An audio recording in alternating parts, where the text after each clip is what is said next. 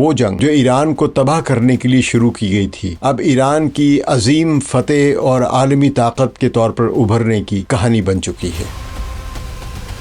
اس جنگ کی وجہ سے احمقوں کا جو بادشاہ ہے اس نے آبِ ہرمز پہ نیول بلاکیڈ لگا دیا ہوا ہے۔ اگر یہ تعطل برقرار رہا تو تیل $150 فی بیرل تک جا سکتا ہے۔ سعودی عرب کے ولی عہد محمد بن سلمان وہ خود امریکہ سے کہہ رہے ہیں کہ اگر یہ نیول بلاکیڈ آبِ ہرمز پر جاری رہا تو پھر باب المندب بھی بند ہونے والا ہے اور دنیا میں جو تیل کی کمی ہوگی اس کا بھی نظارہ دنیا دیکھے گی۔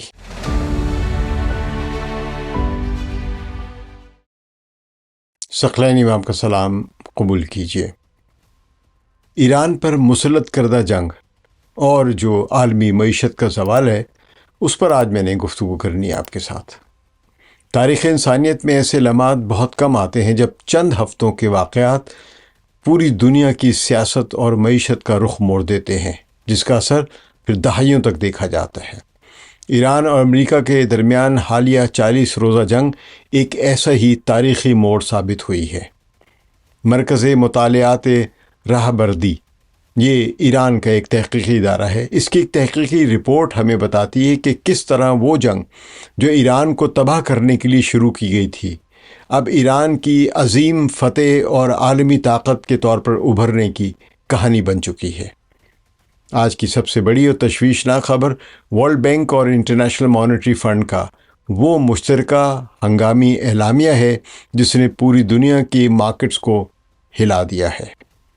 ان عالمی اداروں نے اعتراف کیا ہے کہ اس جنگ کی وجہ سے گلوبل GDP کی شرح نمو گروتھ ریٹ میں 1.5% سے 2% تک کی بڑی کمی واقع ہو سکتی ہے۔ بظاہر یہ نمبر چھوٹا سا لگتا ہے، لیکن اس کا مطلب ہے کہ عالمی معیشت سے تقریباً $2 کھرب یعنی 2000 ارب ڈالر غائب ہو جائیں گے۔ IMF کے مطابق گلوبل لیول پہ جو انفلیشن ہے، مہنگائی جو اس کی شرح پہلے ہی قابو سے باہر تھی، اب مزید 3% بڑھنے کا خدشہ ہے، جس کا براہ راست اثر عام آدمی کی جیب پر پڑے گا۔ میرے اور آپ جیسے لوگوں کی زندگی کافی خراب ہونے کے امکانات ہیں۔ انگلینڈ میں تو اعلان کر دیا گیا ہے کہ عام اور کم درجے کے جو لوگ ہیں جن کی کم درجے کی انکم ہے ان کی جیبوں سے ہر مہینے اب 470 پاؤنڈ کم سمجھے جائیں، چاہے تنخواہ وہ جتنی بھی لے رہے ہیں، یعنی ان کا خرچ اب اتنا بڑھ گیا ہوا ہے۔ اس جو اکنامک ڈکلائن جو ہے، اس کی سب سے یہ معاشی تنزلی جو اس کی سب سے بڑی وجہ ایران پر امریکہ اور اسرائیل کی مسلط کردہ جنگ ہے۔ تو اس جنگ کے نتیجے میں جب ایران نے اپنی اسٹریٹجک دفاع کے لیے جس آبِ ہرمز جسے دنیا کی توانائی کی شہرک کہا جاتا ہے اس کو کنٹرول کر کے ایک نئے نظام کے تحت لا کھڑا کیا ہے۔ اس آبِ ہرمز سے ٹریفک بند نہیں ہے، لیکن امریکہ کا دباؤ ہے کہ ایران کا کوئی کنٹرول نہیں رہے گا یہاں پہ، تو ایران نے پھر اپنا کنٹرول مضبوطی کے ساتھ قائم کر دیا ہوا ہے۔ اور اب تو اور بھی احمقوں کا جو بادشاہ ہے اس نے اس آبِ ہرمز پہ جو ایران نے پہلے کنٹرول کیا تھا اس نے اس کے اوپر بلاکیڈ نیول بلاکیڈ لگا دیا ہوا ہے۔ تو اگر کچھ جہاز نکل بھی رہے تھے ایران کو ٹول ٹیکس دے کے تو اب وہ ان کو پکڑ رہا ہے، یہ اس نے اعلان کیا ہے۔ تو یہ جو ایران نے اپنا سمارٹ کنٹرول نافذ کیا اس سے ایران کو تو فائدہ ہے اور تیل اور کارگو شپ سے گزر رہے ہیں، لیکن امریکہ کی اس دھمکی کے بعد اب اور بھی مسئلے پیدا ہو گئے ہیں۔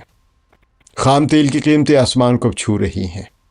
جنگ سے پہلے تیل سے $80 فی بیرل کے درمیان قیمت ہوتی تھی تیل کی، لیکن اب یہ $120 کی حد تک پہنچ چکی ہے، اور ماہرین معاشیات پیٹر شیف نے خدشہ ظاہر کیا کہ اگر یہ تعطل برقرار رہا تو تیل $150 فی بیرل تک جا سکتا ہے۔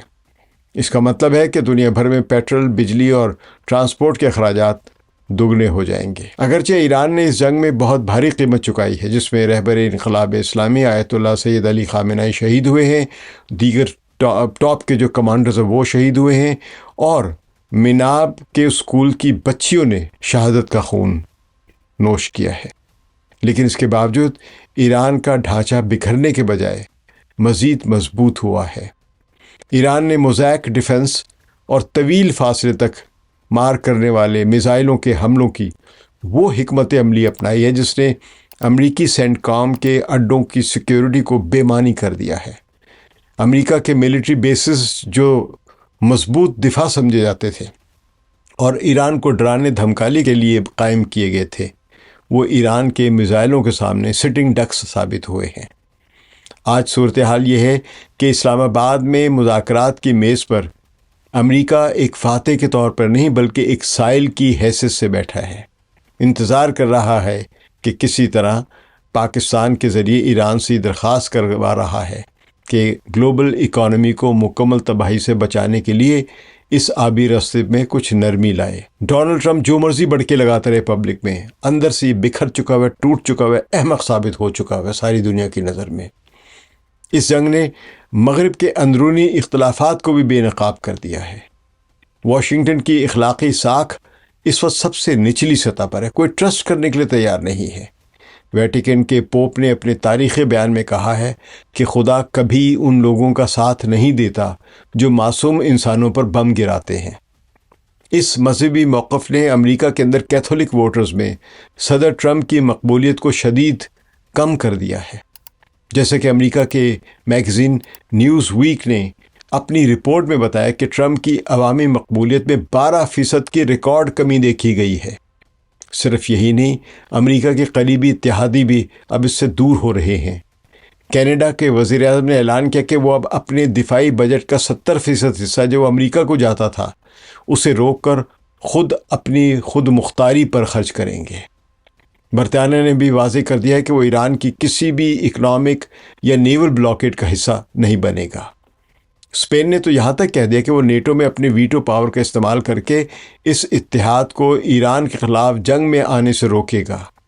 یہ تمام اشارے بتاتے ہیں کہ ایران کے خلاف عالمی اتفاق رائے پیدا کرنے کی امریکی طاقت اب دم توڑ چکی ہے، بلکہ اب امریکہ کے خلاف یہ رائے عامہ بن رہی ہے۔ اس جنگ کا سب سے اہم نتیجہ ایران کا آبنۂ ہرمز پر مکمل حاکمیت کا قیام ہے۔ فارن پالیسی میگزین نے درست لکھا تھا کہ یہ جنگ تہران کے سقوط پر نہیں بلکہ آبنۂ ہرمز میں ایک ٹول ٹیکس کاؤنٹر کے قیام پر ختم ہو رہی ہے۔ وال اسٹریٹ جرنل کے مطابق اب دنیا کو یہ حقیقت تسلیم کرنی ہوگی کہ سمندروں کی آزادی کا امریکی دور ختم ہو چکا ہے اور اب خلیج میں ہر تجارتی جہاز کو ایران کے طے کردہ قواعد و ضوابط پر عمل کرنا ہوگا۔ اکانومسٹ اخبار جو ہے میگزین، اس کے نکولس پیلہم کے مطابق ایران کا یہ کنٹرول اس کے ایٹمی پروگرام سے 10 گنا زیادہ طاقتور دفاعی ہتھیار ثابت ہوا ہے، اس کا آبنۂ ہرمز پر کنٹرول۔ ایران کی حالت تو اس سے بھی ابتر ہے۔ جنگ کے فوراً بعد موساد کے سربراہ کو تبدیلی، یعنی جس کی ایک دم سے ٹرانسفر کی گئی، وہ اس بات کا ثبوت ہے کہ اسرائیل کی تمام خفیہ معلومات غلط ثابت ہوئی۔ اس جنگ کی ابتدا ہی سے غلط پلاننگ تھی کیونکہ سب کی سب غلط معلومات پر مبنی تھی۔ اسرائیل کا خیال تھا کہ وہ چند دنوں میں ایران کا نظام پلٹ دیں گے، لیکن نتیجہ بالکل الٹ نکلا۔ یونیورسٹی آف شکاگو کے پروفیسر رابرٹ پیپے نے اسے ویتنام کے بعد امریکہ کی بدترین سازش قرار دیا ہے۔ ان کا کہنا ہے کہ ایران اب عملاً ایک ایٹمی طاقت بن چکا ہے جس کے پاس 10 سے 16 ایٹمی بموں کے لیے کافی یورینیم موجود ہے، اور دنیا اب ایران کا کچھ نہیں بگاڑ سکتی۔ معاشی محاذ پر مشہور ماہر معاشیات اسٹیو ہانکے نے بتایا کہ جنگ کے باوجود ایران کی جو اکنامک گروتھ ہے اس کا گراف یورپ کے برابر رہا ہے، جبکہ امریکہ کا اپنا بجٹ کا جو خسارہ ہے وہ اس جنگ کے باعث $50 ارب سے تجاوز کر گیا ہوا ہے۔ فوربس میگزین، امریکہ کا بڑا مشہور میگزین، اس کی رپورٹ کے مطابق امریکی عوام کی اپنی معیشت پر اعتماد کی شرح تاریخ کی کم ترین سطح یعنی 18% پر آ گئی ہے۔ عالمی میڈیا میں جو صورتحال کو ایک جواری اور ایک شطرنج کے کھلاڑی کے مقابلے کے طور پر دیکھا جا رہا ہے۔ ایک طرف امریکہ جو جوئے کی طرح بڑے بڑے رسک لے رہا ہے، اور دوسری طرف ایران جو شطرنج کے ماہر کھلاڑی کی طرح ایک ایک چال سوچ سمجھ کر چل رہا ہے۔ حتیٰ کہ یورپی پارلیمنٹ کے سابق رکن مائک والیس نے کہا ہے کہ ایرانی ان لوگوں کے ساتھ مذاکرات کرنے کے لیے بہت زیادہ مہذب ہے جو صرف طاقت اور جہالت کی زبان سمجھتے ہیں۔ آخر میں یہ کہنا غلط نہ ہوگا کہ یہ 40 روزہ جنگ صرف ایک فوجی ٹکراؤ نہیں تھا، بلکہ یہ عالمی سطح پر امریکی بالادستی کے خاتمے کا آغاز ہے۔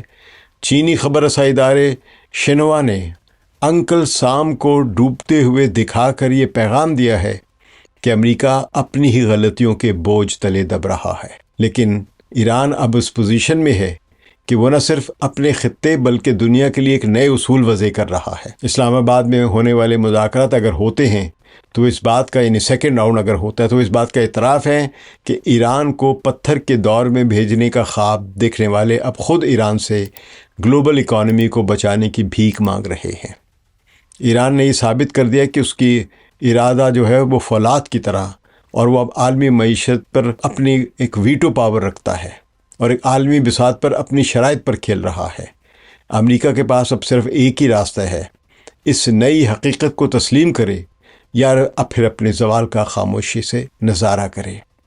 ڈونلڈ ٹرمپ نے نیول بلاکیڈ لگایا ہے، اور اس نیول بلاکیڈ پر ساری دنیا نے اس کی تنقید کی ہے، لیکن دیکھیے کیا نظارہ خدا دکھاتا ہے لوگوں کو کہ سعودی عرب کے ولی عہد محمد بن سلمان، جو امریکہ کے اتحادی ہیں، اب وہ خود امریکہ سے کہہ رہے ہیں کہ اگر یہ نیول بلاکیڈ آبر ہرمز پر جاری رہا چند دن بھی تو پھر باب المندب بھی بند ہونے والا ہے، اور سعودی عرب پھر کچھ بھی ایکسپورٹ نہیں کر پائے گا، اور دنیا میں جو تیل کی حالت ہوگی، جو کمی ہوگی، اس کا بھی نظارہ دنیا دیکھے گی۔